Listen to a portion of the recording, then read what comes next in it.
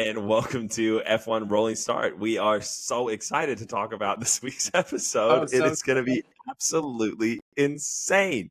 And that is because it is probably the most controversial race in F1 this year. Absolutely. However, before we do that, whatever platform you are listening on, go ahead and give us a like, a subscribe. If you're not following us on Instagram, you're missing out. Just go ahead and do it.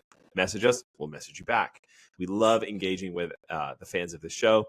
We love talking F1. So come and join the conversation. And do not forget to join our F1 Fantasy League, where Ben is having his butt kicked. Dude, because I haven't been in there in a month. Excuses. True. But anyway, that's out of the way. And now we get to talk about one of the most prolific races of the 2024 season. Ben. Unreal. What happened? Unreal. I mean, let's just start by saying Mercedes walked into Austria, into Red Bull's home territory, not having won a race in 33 races. Mercedes, no wins in 33 races, and they're going to Red Bull's home turf. Max, obviously, earlier in the weekend, he's dominant. Even in the race, he led for 62 of the 71 laps. Doesn't matter how you start, though. Matters how you finish. And in this, he had a 6-second gap to Lando in second place. Comes in and somehow has a awful pit stop. And Red Bull, to this point, they had just done a 1.9 second pit stop. They are dominant, not just on the track, they're dominant in the pits.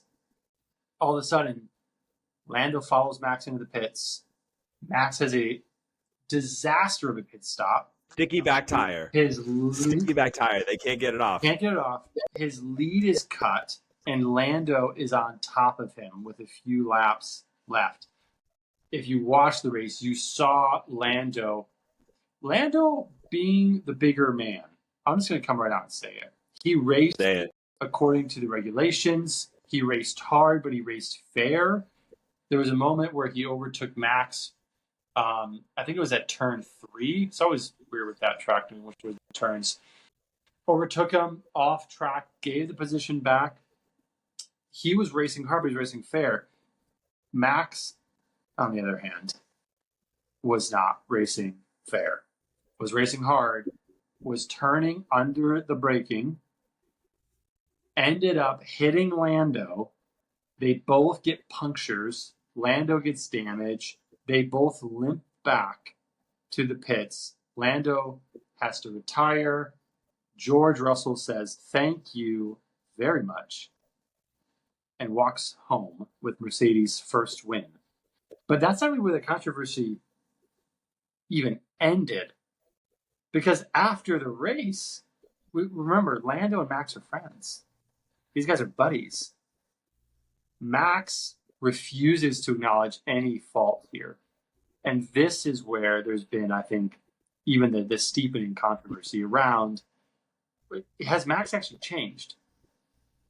Are we seeing Max who always was, but he never really had someone to push him, to fight him at the front?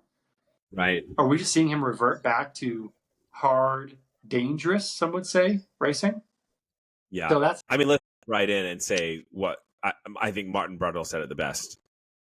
We all thought over the last 3 years that Max had matured, that he had become more strategic in his race wins, that he wasn't trying to be the scrappy underdog anymore, and that he was racing strategically, playing chess instead of checkers.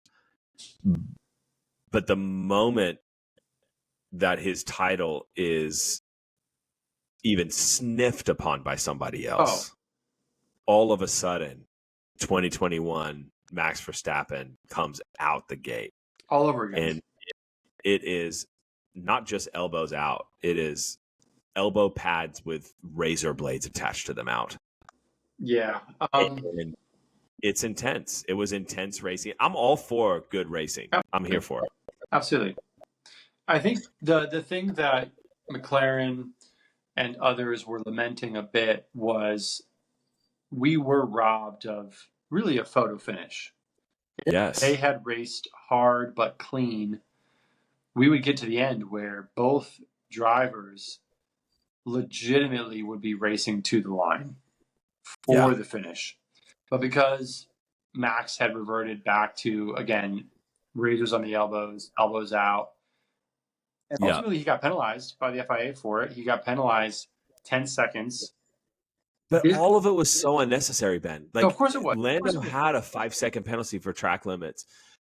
He could have let Lando pass him and just hung out on the back wing, and he would have won the race. Well, some are thinking he didn't know at the time that he was making those decisions that Lando had actually had the 5-second penalty. So that maybe that's the case. That's on Red Bull. Of course it is. I would assume his team would tell him, hey, the guy's got a 5-second penalty. He's already had.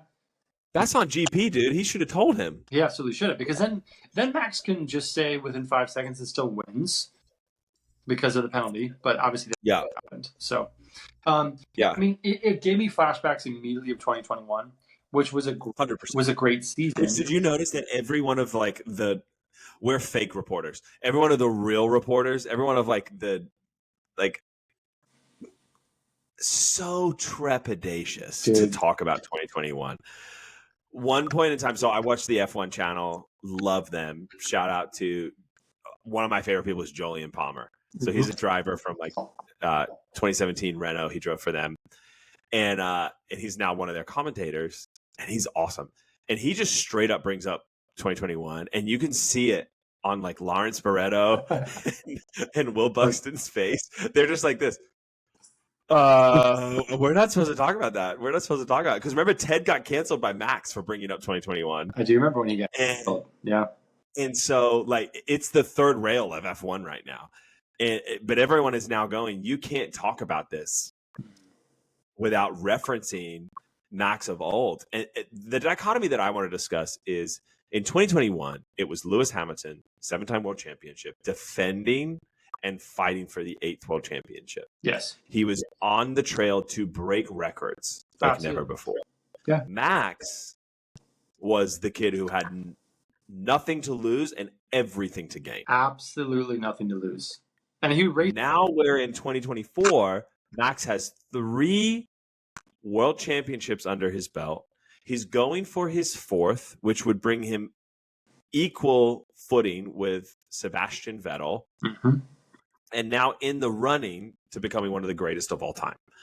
Yeah. From a record standpoint. Yes. And here comes Lando Norris in a McLaren that's faster than lightning. Yeah.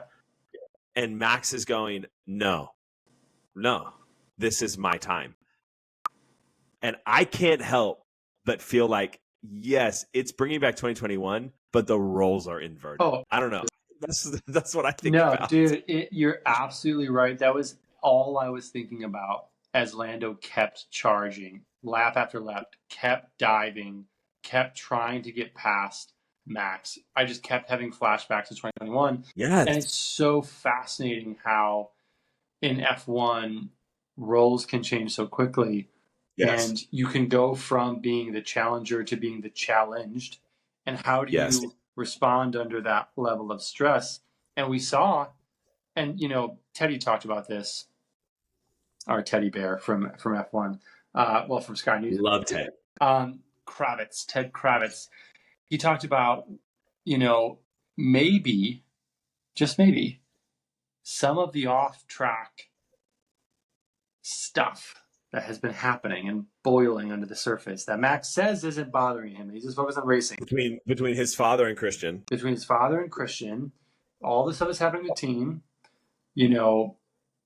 Everything that's going on, maybe that finally just showed up on track. Where he finally was like, second place is not an option for me. Not at the Red Bull Ring. Not here. I have to win. I'm not coming home in second. And ultimately that cost him. Obviously, it decimated Lando's race. And I think this is something that I want to throw out there too. And I'm just going to dive into this. Max was penalized. Yeah. He didn't feel the penalty because he was more than 10 seconds ahead of the person who finished behind him. So ultimately, he still finishes in the points, fifth place. The person who really felt the brunt of that contact was Lando, who DNF'd. Lando's second place in the championship, gets no points. Max increases his lead. Correct. Do you feel that we need to revisit how we penalize racers in these types of scenarios when someone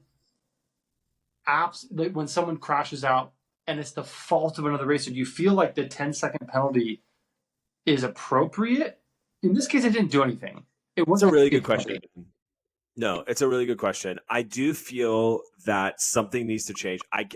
It's a bit of a rock and a hard place, because when you have to be able to extrapolate out the consequences across the entire field. So it's hard to make a decision around what a penalty should be for somebody in first and second place in the World Championship versus somebody in 15th and 16th. Yeah. And so there's that element of it. However, so I don't think Verstappen should have got a more significant race reprimand of like greater than 10 seconds, which is what he received. Mm. However, there's got to be something for the unsportsmanlike behavior that he gave. Yeah. And so we're looking, here's a prime example, Magnussen. So Magnussen has been everyone loves him as a hard racer, but he broke some rules. Yeah. So he's got some points on his license. Yeah. So I would say I wouldn't revamp. I don't know if we could revamp the penalties as much as we look at how many points did Max get onto his record? Is it enough to make him second guess moving in the braking zones? Yeah. Or risking the perception of moving in the braking zones? Because that's what it comes down to. Yeah, absolutely. Is this going to change the behavior? Like Ben and I go to the same church, and I was talking to one of the police officers around there, and the street that our church is on, people just rip down it.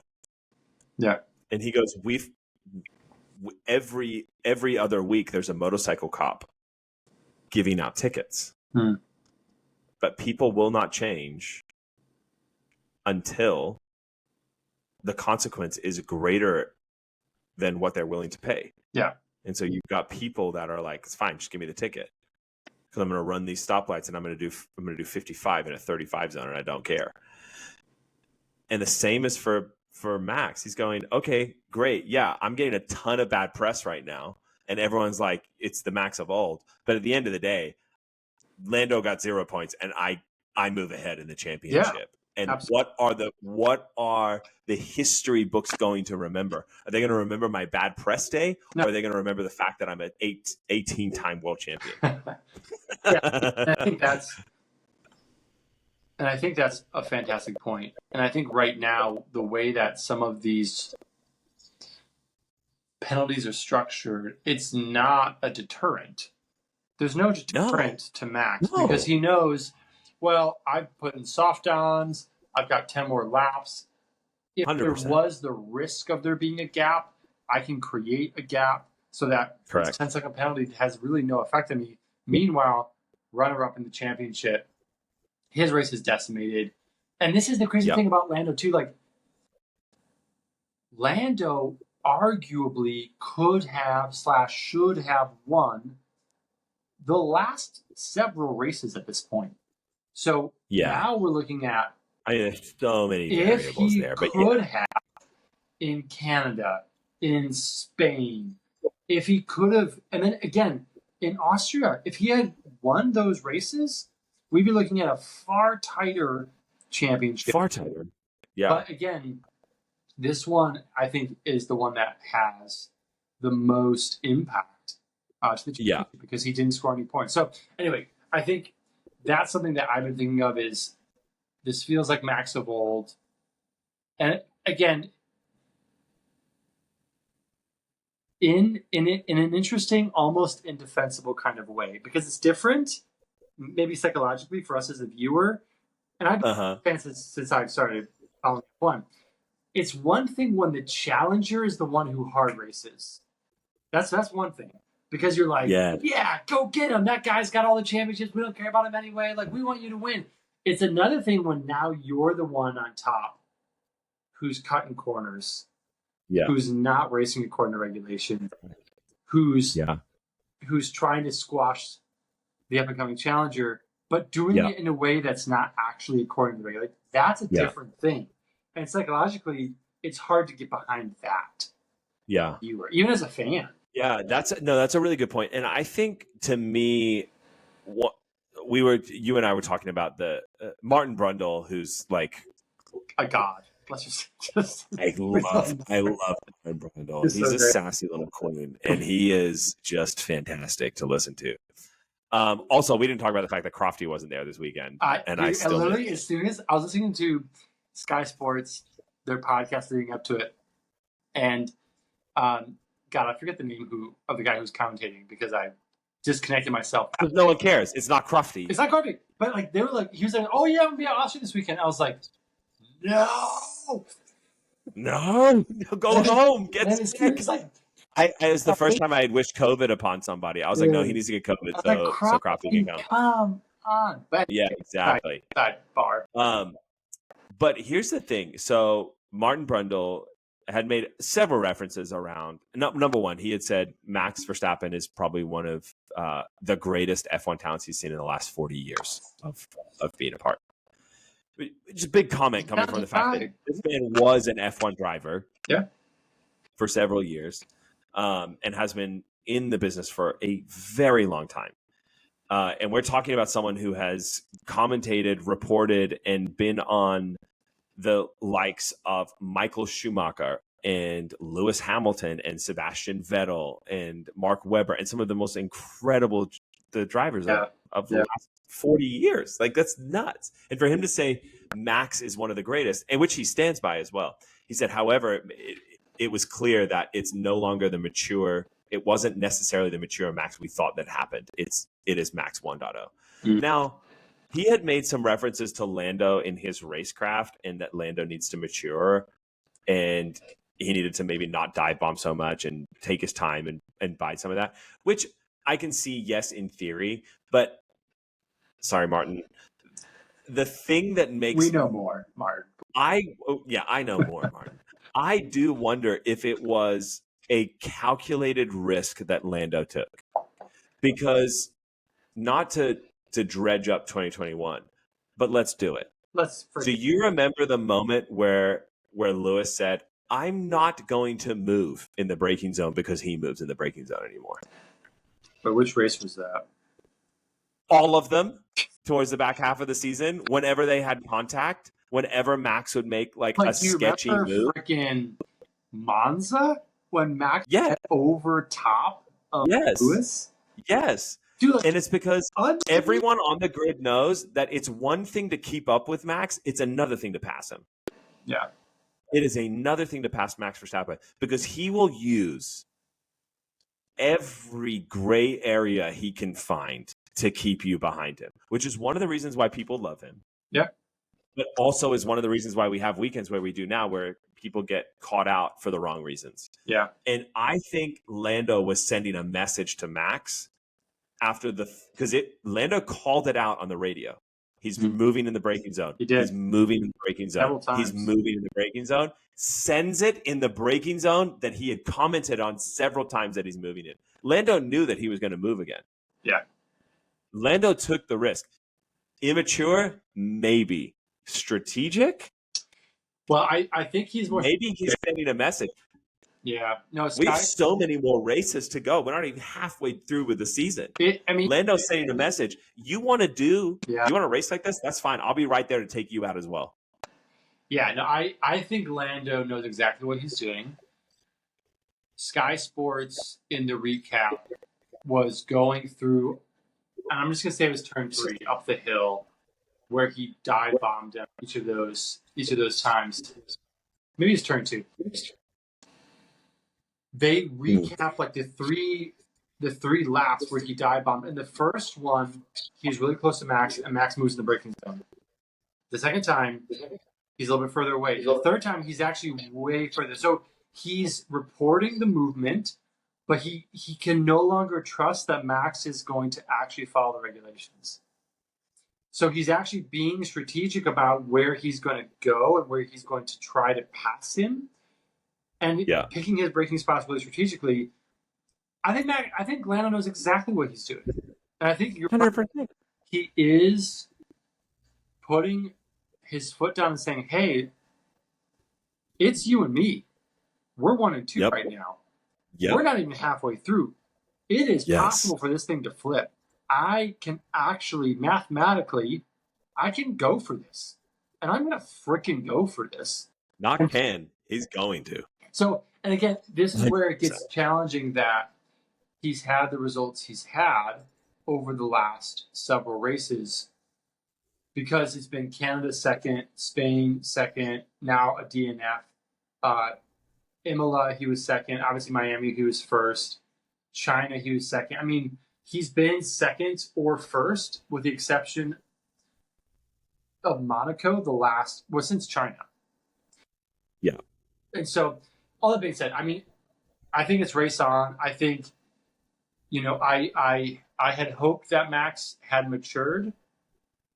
I think we'll see if this was a one-off or if this is just who he has and always will be, where you get close, claws are coming out, the lion's rearing its head, you're not going to get a fair fight, which ultimately it will be on F1, it'll be on FIA to enforce that, to enforce regulation. Yes. And to make sure that folks aren't getting, knocked out of the entire race because Max isn't racing fairly. Which I hate 100%. To say that. I'm a huge Max fan. But you got to follow the rules, bro.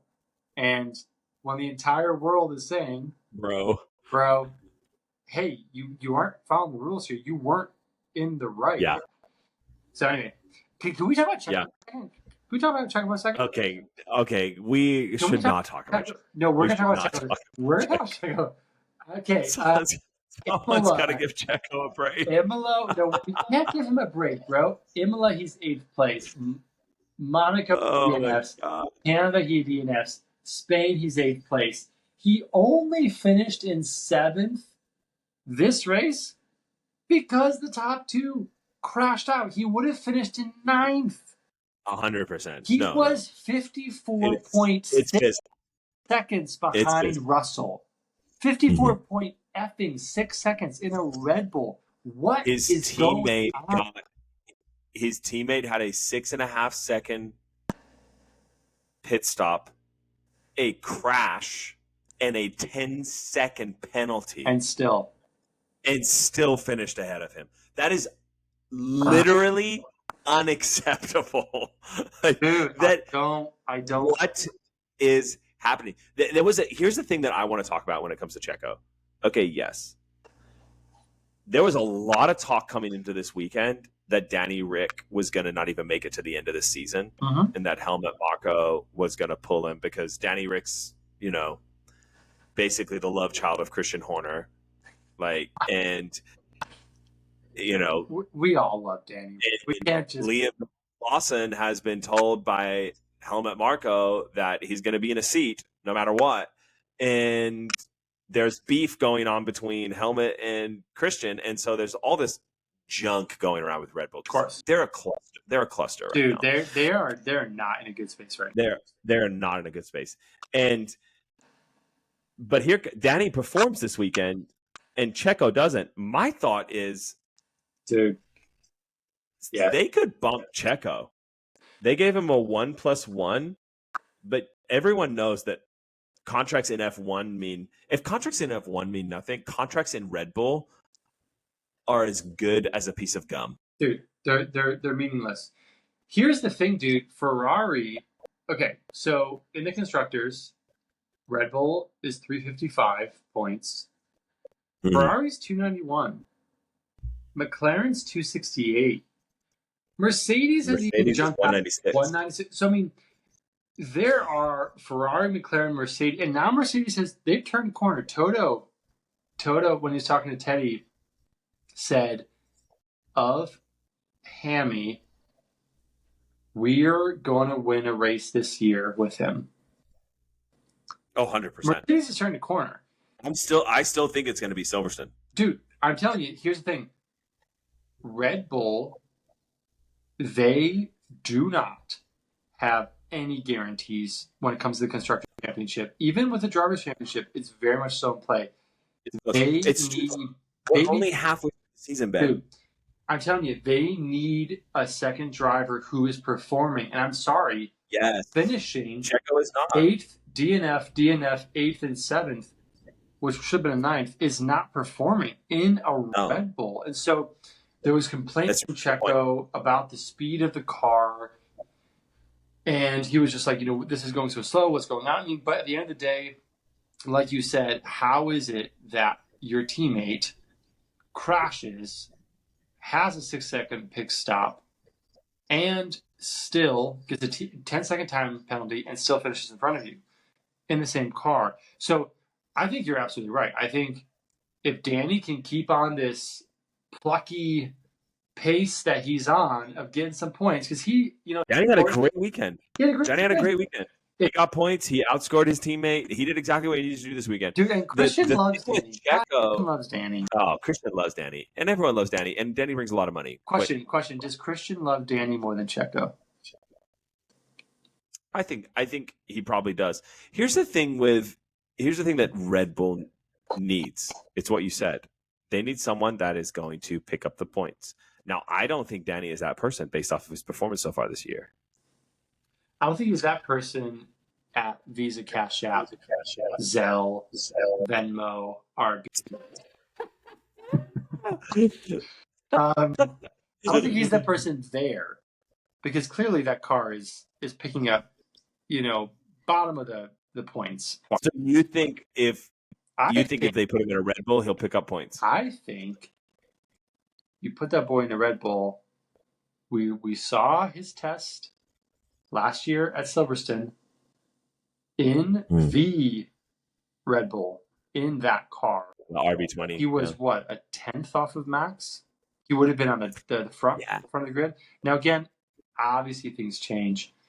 I think it may be the confidence boost that guy needs. Now, again, him and Max now as teammates, it's hard for me to envision that. It's hard. I don't think Max is concerned about his teammate, to be honest. I think there's a lot of people talking about who's going to be Max's teammate. Even if you put Danny Rick in there, I don't think anyone is going to be able to wring the neck of that Red Bull this far into the season as well as Max is going to. I feel, my comments are around Danny as Max's teammate mentally, what that's going to do for him. Can he perform under that pressure? Because he was one that left. He was one that left when Max was up and coming. In regards to Danny, I'm saying it could be a confidence boost. It could turn on the performance, or it could just immobilize him. Yeah, it could turn the pressure up, go even further the wrong way. And it could be that he's just one in the long line of drivers that ultimately can't cut it at Red Bull. But could he do better than Checo? And could Liam Lawson bring home points at Visa Cash App? Yeah. Well, that's not a question. We know that that's true. Of course it's true. Because he brought points alongside of Yuki, and Yuki is bringing points. And so, yeah, it's interesting to me the dynamic of Sergio at the moment.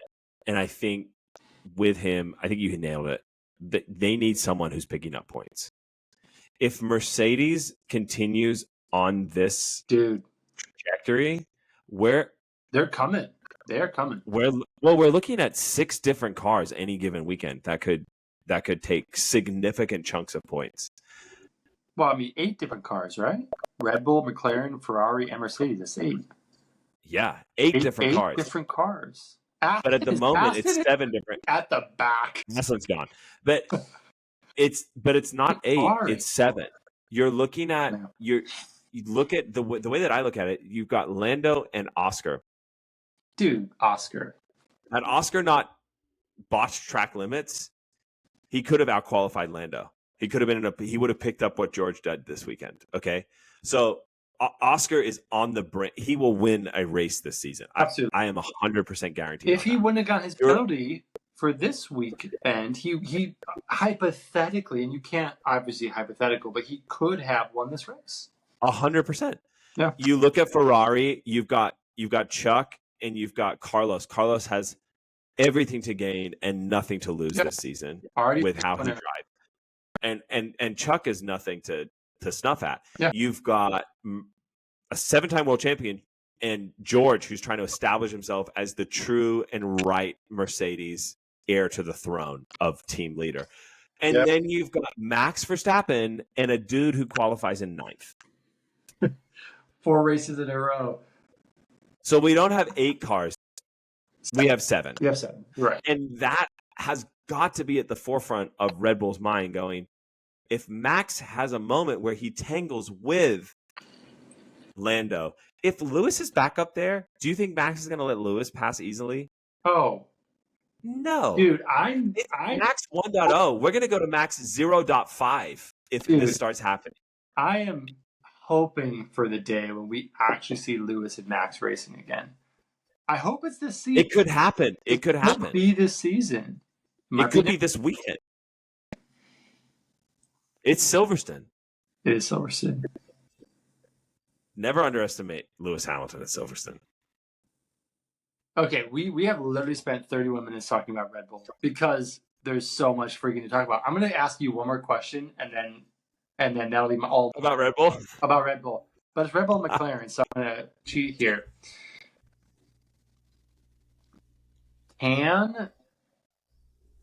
Well, actually, this is my question.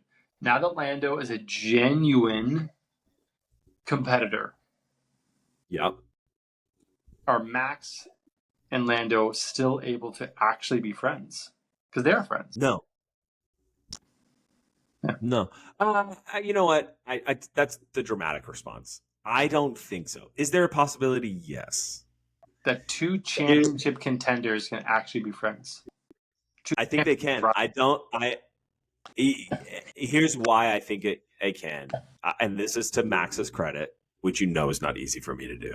I know it's not easy.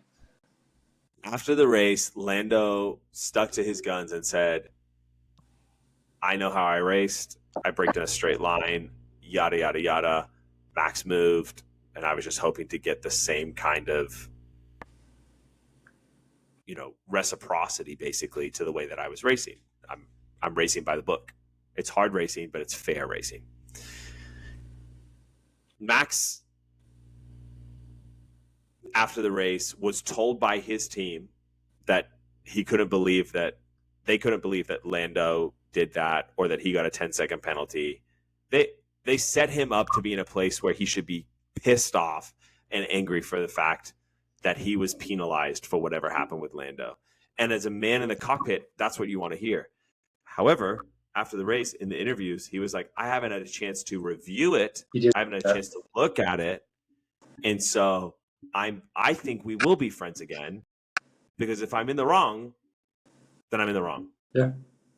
Now, if it's a one-time thing, I think Lando, you got a friend, and he's like, dude, you know what? That was my bad. You're right. I moved under braking. We were both aggressive. That's good. Now, if it happens every freaking weekend, then no.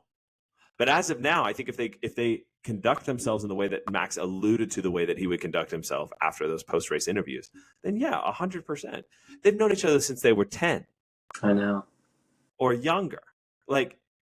Hopefully they wouldn't throw away a 15-year plus friendship over one race. Now, do I think it's going to be the same between them? No. Well, I think Max has viewed himself as the big brother that's like, yeah, you can do this, not realizing that when he does this, it's going to be at his expense. Of course it's at his expense.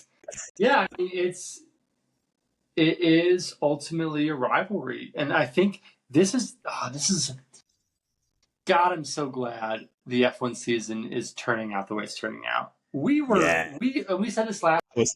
We were nervous. We were down. We were in the pits. We were like, are you serious? Is it going to be another repeat of last year? I'm so glad that's not the case. Yeah, I mean, Ted Kravitz thinks it's not. He thinks it's impossible for two rivals to be friends. So I think we'll see their friendship tested Yeah, for if sure. the rivalry continues and if it gets close at the end. If it really gets close at the end, I think we will see them tested. Yeah. Let's move on to McLaren. Please do it. The thing that fills me with most hope about McLaren is the fact that, unlike Red Bull with Max and Checo, which at this point we have belabored the point, the gap between them. Yeah. Oscar, this could have been the weekend where he won. Dude, Oscar, that guy, stand up. I love him. Racer. He's the new Niki Lauda. I'm convinced. Ice in his veins, cool hand Luke.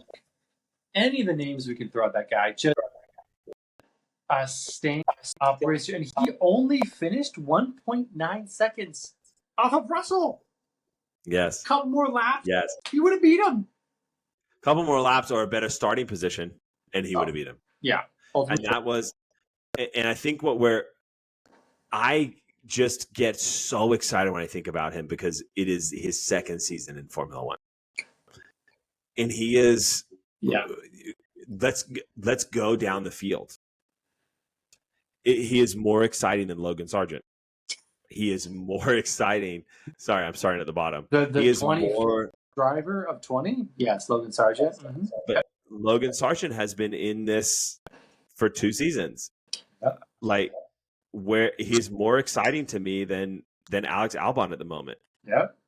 He's more exciting to me than Fernando Alonso. He's more exciting than Valtteri Bottas, Pierre Gasly, Nico Hulkenberg, Kevin Magnussen, Esteban Ocon, Sergio Perez, like Daniel Ricciardo, Carlos Sainz, Hulkenberg, all of them.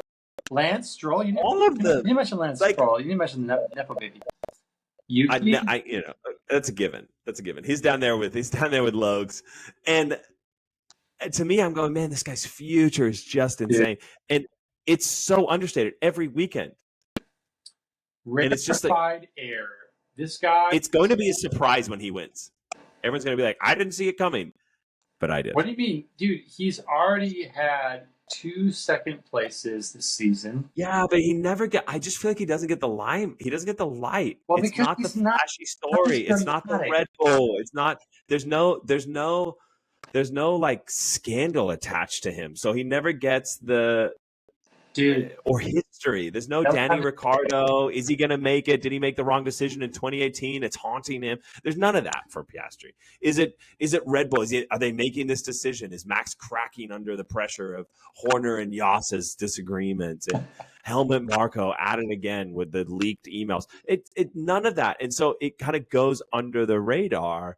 But I am obsessed with him. Yeah. No, dude, his time's coming. His time really is,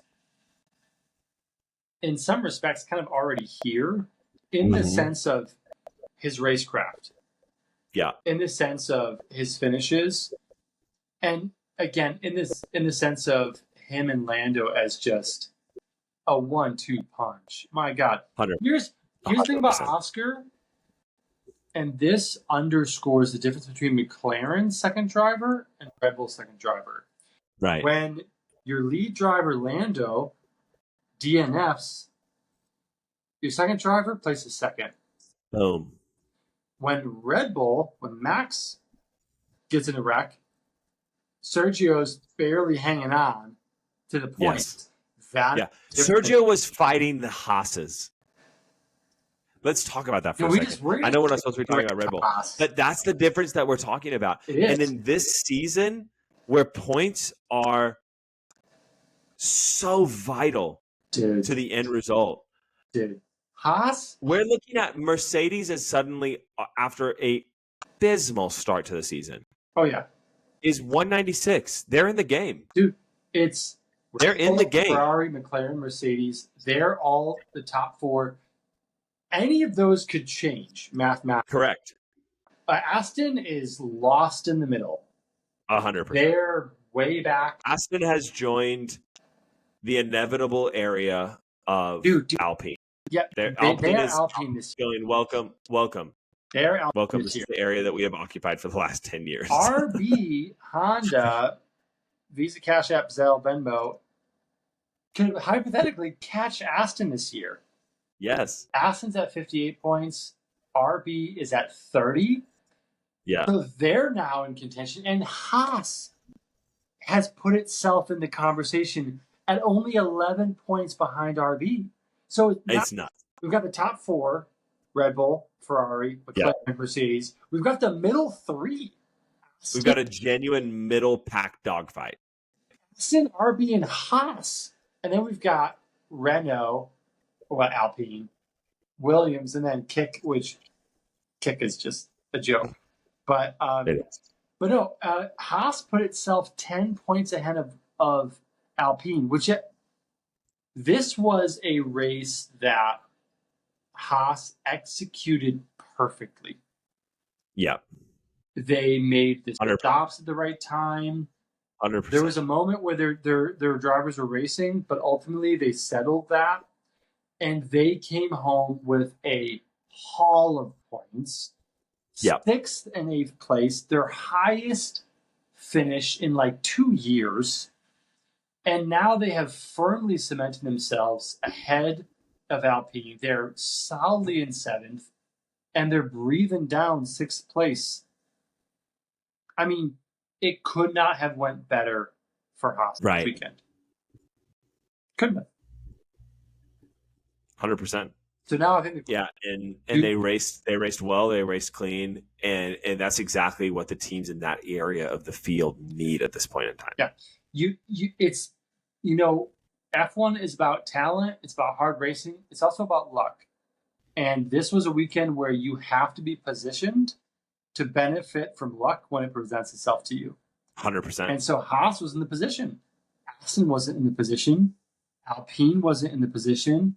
Williams wasn't in the position to benefit from the top two DNFing and dropping in essentially to the midfield. But Haas was there. And they were. Yeah. And this is where RB, Haas, and Alpine, I would say Williams has been struggling, but this is where those teams have to live. They have to just be right under the surface. They've got to be racing hard. They've got to be playing smart so that when there's a moment where points present themselves and say, we've got points on the table, there was a DNF, there was a crash, something happened, they're ready to scoop them up. Williams is so far away from that right now, and Haas has emerged after this weekend as being, I wouldn't say best of the rest because they're not best of the rest at this point. That would be Aston. You would say Haas is best of the rest. Well, what I would say is... Or are you talking... Do you include... I guess let's define best of the rest. Do you include the mid-pack in that or not? Technically, it's Aston. Technically, it's Aston's best of the rest because I'm including generously, might I add, Mercedes in the top 4. Generously, because otherwise they... Why is that generous? Because they're still a little behind, and they had a slow start. George won the race, bro. You know who else had a slow start to the debate the other day? Biden.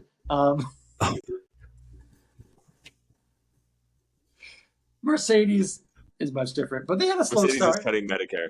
Yeah, I get it.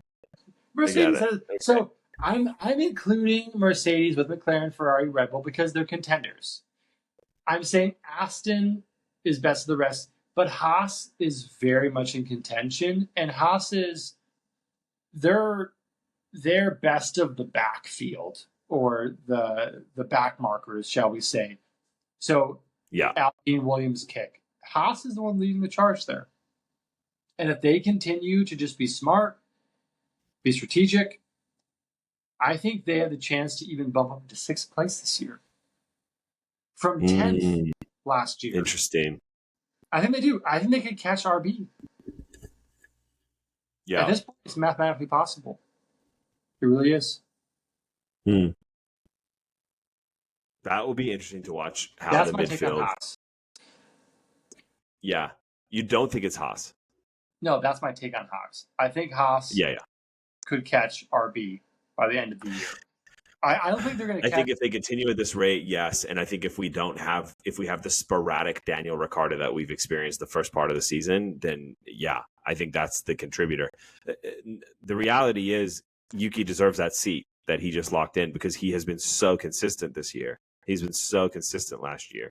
Yeah. And everyone that they've put up against Yuki, with the exception of Pierre Gasly, who left on his own accord, has not been able to beat Yuki. Well, Yuki's hit a bit of a rough patch now. Canada, he was 14th. Spain, he was 19th. Austria, he was 14th again. Now, but his overall score is still kicking Daniel. His overall score is 8 points ahead of Daniel. He's got 19. Which doesn't sound like a lot, but for where they are in the field, that's huge. It's massive. So he's still the dominant driver. He is. So if, depending on the dynamics with RB, it could become a fight between RB and Haas, which would be fascinating. That would be amazing. Fascinating. Can we talk about Aston for a second? Yes, let's talk about it. And I love to get me some Nepo baby time. My massive question is, I don't know what's going on with Aston. And it's a painful thing to see Fernando Alonso finish 12th in Spain, 18th in Austria, 19th in Imola. These are hard things. Yeah, these are 100%. Hard things. He was 12th in Spain, but they this weekend were nowhere. So I think the reality for them at the moment, and I looked back at some of the data and some articles, the development that they did around their car, it developed something, but it didn't develop lap time.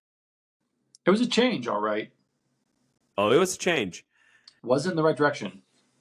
But it wasn't the change that Ferrari did. It wasn't the change that Mercedes did, and it definitely wasn't the change that Red Bull did.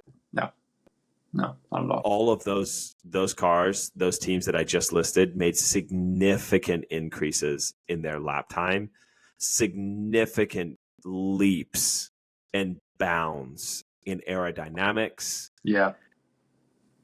downforce, tire management, all of it. Aston simply did not. Their car is faster than last year's. Yes, that's not part of the question, but it's not fast enough. No. And it's not working it's not as versatile as some of the other cars on the field. So Red Bull is ridiculous, but it hates bumpy tracks. Yeah.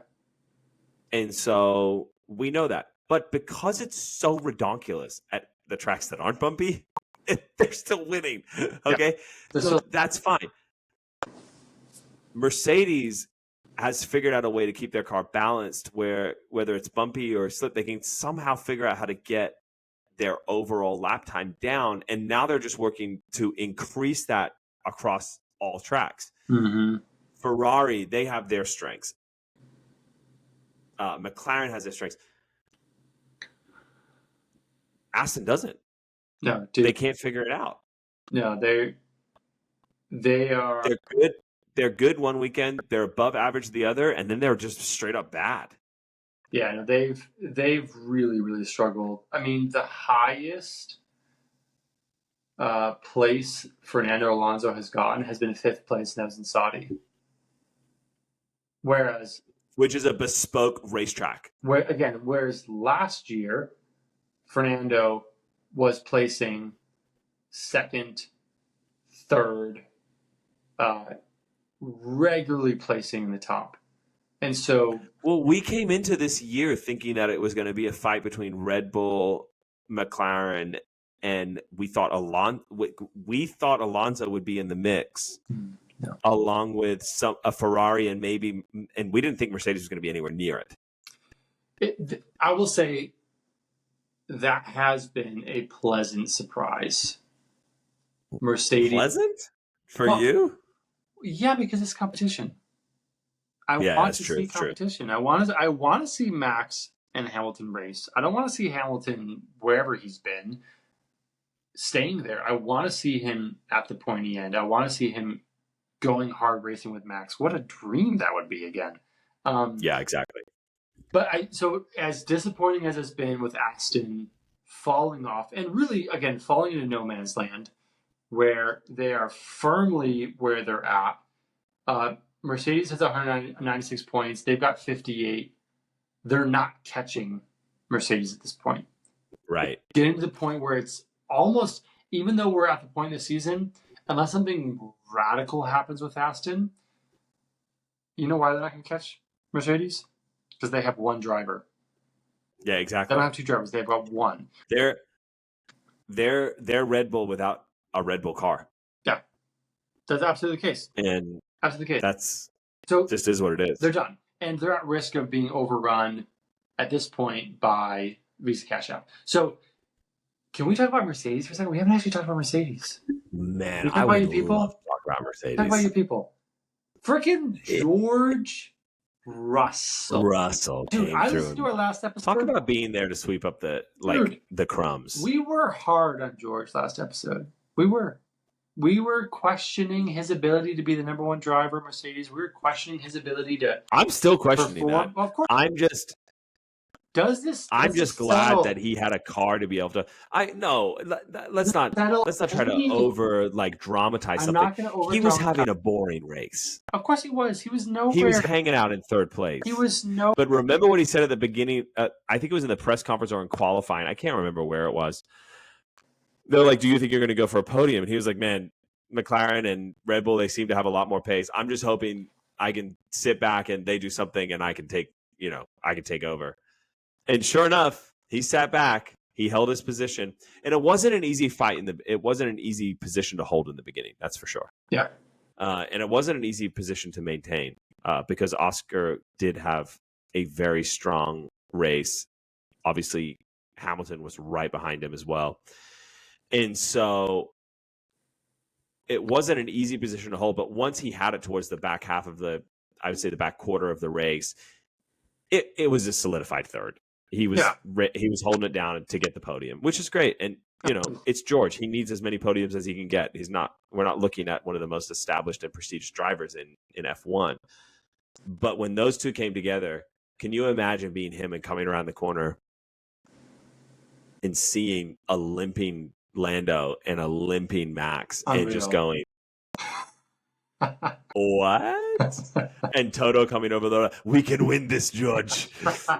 Which he admitted, he actually confessed that's the most ashamed he's ever been in F1 to say that. I can't figure out why, but he said he was ashamed to say it. That we can yeah, I have no idea. We can win this now, George. I don't know. Well, a couple inclinations of why he'd be ashamed to say that. I don't know. It was stupid. Well, no, I think he was trying to placate people because they were like, "Why didn't you see if Max and Lando were okay?" They were clearly fine. They were being idiots. No, they were fine. That's like your kid that jumps out of the tree after you tell them not to jump out of the tree and they hurt themselves, and you're like, "Yeah, we're going to the hospital, but I don't have any sympathy for you." Is that just me? You Australians, different breed. I told you not to do it 3 times. You did it. You're hurt. This is the consequences. I think there's something underlying there where I think he's ashamed that they haven't won in 33 races and that he's getting excited for over a year. Getting excited for saying we can win this. What do you mean we can win this? We should win this. We should. We are winners. Freaking, Darth Vader dominating this thing, and they haven't been. So I mean, who knows? I don't want to, I don't know. I don't know what he said by that, but I do think Mercedes they have figured out that it all started with this front wing that they brought, this upgrade of the front wing. And in F1 and these regulations right now, if you can get the front wing right, if you can get the front wing right, then you can design the rest of the car to go faster and faster and faster and faster. Of course. And so I don't think this is the last that we've seen. George, even with the rumors flying around that they've sabotaged Lewis intentionally and that, Mercedes has launched a police investigation into these allegations of like the same people that they leaked the Horner Gate stuff to. They leaked the Hamilton emails about this, that, or the other. It's all a bunch of hooey. And I don't think they're trying to sabotage Lewis. I think Lewis has said on his own volition that he hasn't had great qualifying. His Sundays haven't been great because of that. And so I don't think it's a team thing. So I squash that. But I do think, aside from all of that, they're going into the Silverstone, the British Grand Prix, with 2 British drivers. The other British driver on the field is Lando Norris. Yep. And I would be shocked if they didn't bring upgrades to Silverstone. Yeah. I would be shocked if they didn't improve the car for Silverstone, and I will be shocked if they're not both on the podium, if not Lewis Hamilton wins. It's bold. Because McLaren... Is it though? McLaren is faster. McLaren is, yeah, sure. Oscar was chasing down George at the end, and again, if he would have not had the penalty, would have been ahead. Mm-hmm. So it would. You're assuming that I don't think this is the last we've seen with Max and Lando. But you're assuming Max, Lando, and Oscar are going to have a bad weekend in order for both George and Hamilton. I'm not assuming that Oscar will have a bad weekend. I'm thinking Oscar will have an Oscar weekend where he'll do track limits, or something will happen where he won't qualify where he needs to qualify or where he deserves to, because he's still second year in Formula One. Sophomore. And so I'm thinking we've got Lando and Max going into freaking Maggots and Beckett's and just taking each other out. I mean, if that's or the just case, T-boning each other at cops. And so, yeah. And who's going to be there again? It's going to be a great season. I don't even know how long we've been recording for, but I feel like we've been recording for 57 minutes. Okay, wow. And we have talked Red Bull 30 of those. We've given some time. Now, here's what we haven't talked about. Let's just go through these last folks in the last few minutes we have here. There was a comment, and this is going to be my only Ferrari comment. Well, I have 2. What was up with Chuck's 75 pit stops? That's comment number 1. Second, there's a comment about Carlos Sainz to Alpine. Is that bonkersville? It was from a reputable source, Teddy Bear. I don't remember that. I didn't hear about this. Teddy Bear. Okay, so let's start with the first one. The reason why Chuck had a bunch of pit stops is because he got taken out on the first lap. No, his wing was done. Sergio. But again, it just brings into question the strategy wall of Ferrari. Even Teddy was like, "What are we doing? What is going on? This is forced pit stops is ridiculous. God Almighty!" I mean, I didn't know why they still raced him. They were like, "You're going to get in the end of the points." He didn't end the points. He was 5 seconds away from the points. But again, that was because of the crash up front. If Max and Lando had stayed where they were, he'd be even further back. It didn't make sense where Ferrari's strategy brain was at. It felt like at some point I was like, dude, he was getting lapped. I was like, right. Let this guy have some dignity and just freaking call it. He's not going to get the points.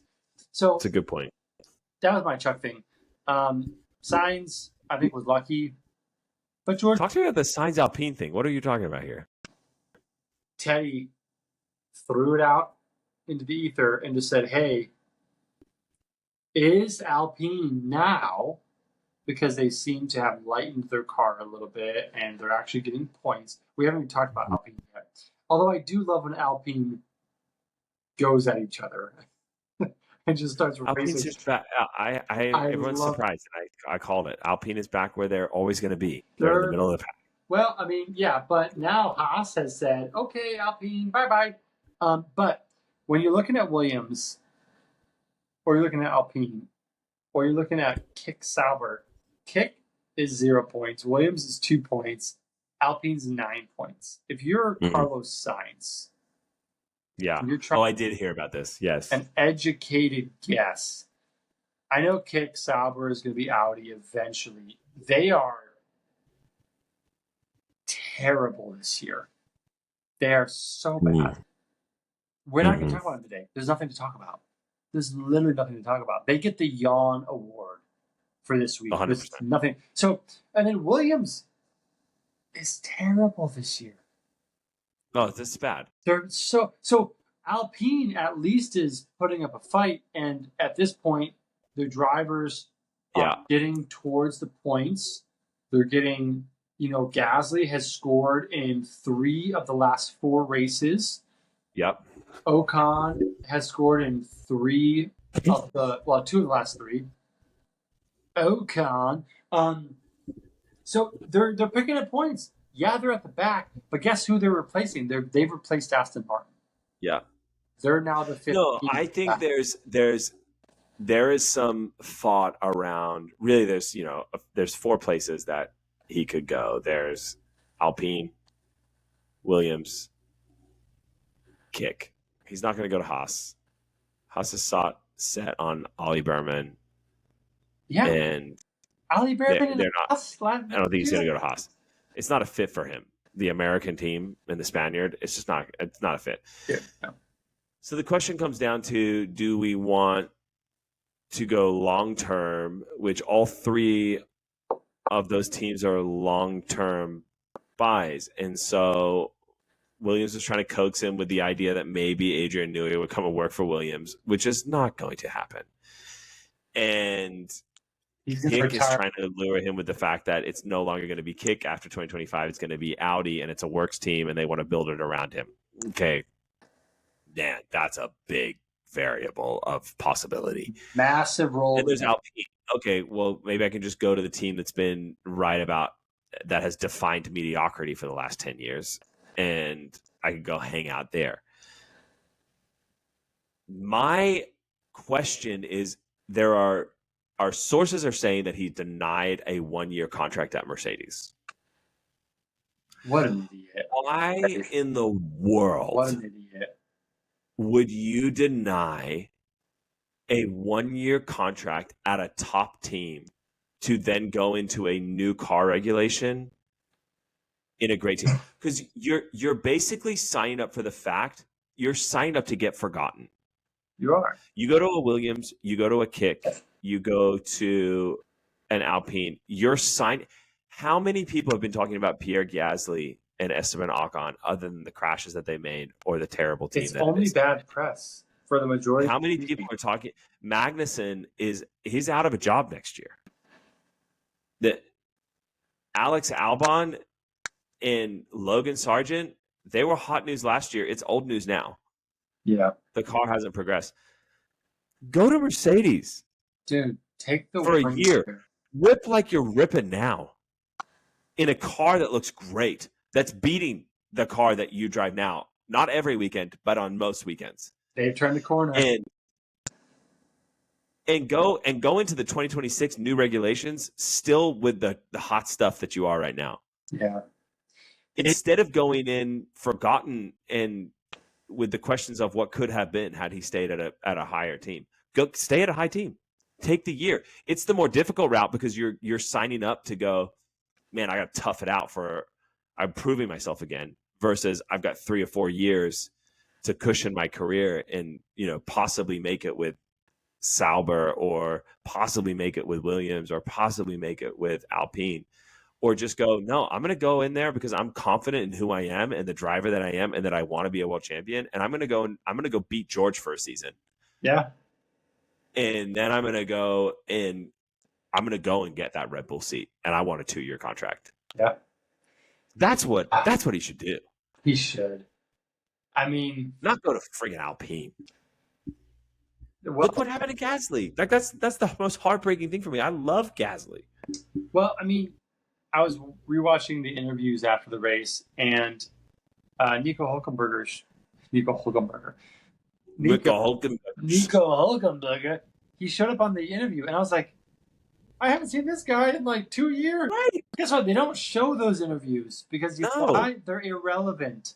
Correct. So guess what? Sainz, if he goes to a lower team, he's going to drift from our consciousness because they're not going to actually show his interview. He's going to just fade away.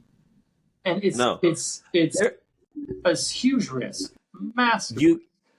Sainz is hot stuff right now because he has won races over the last 2 years, yes. Yes.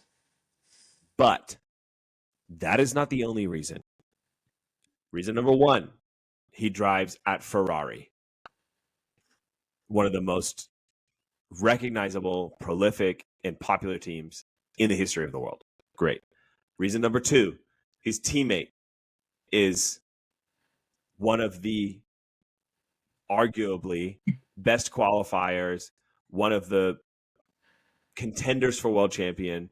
It's in there. Number three, that team has been surrounded by team principal changes and drama for the last 3 years.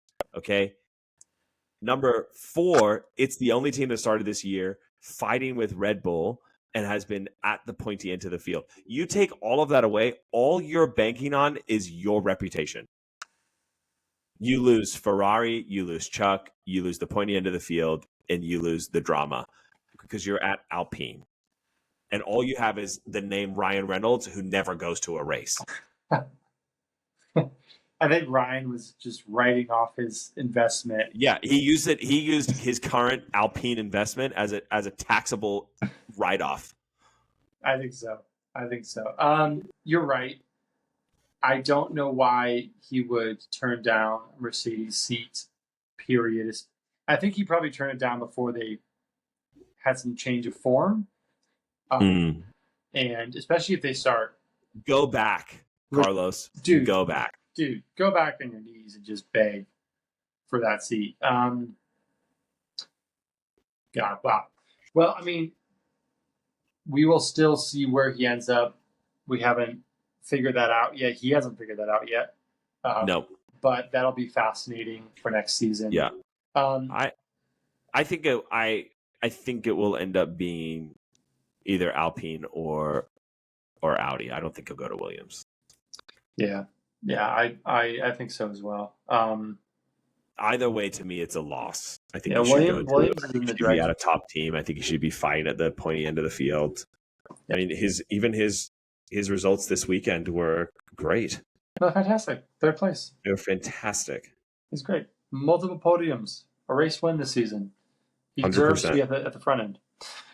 Ben, what is your prediction for Silverstone? You already know mine. Just gonna ask. I think Lewis is the win, Lando second, George third.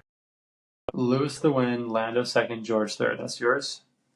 Correct. That's assuming Max is not an option.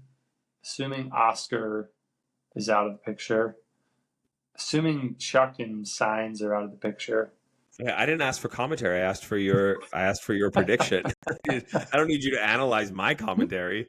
I don't need you to analyze my prediction. Dude, I think Lando is going to get fed the frick up and gonna man up and gonna beat Max.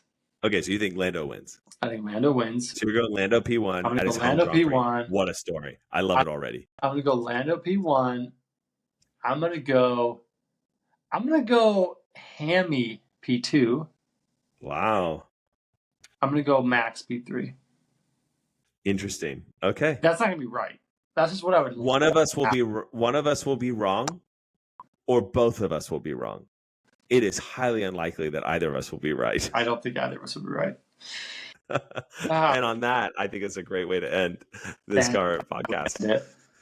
What a season it is shaping up to be. I literally can't believe it from the beginning of what we experienced to now. And I feel like it's only just getting started. F1 rewards those who stick through the hard times.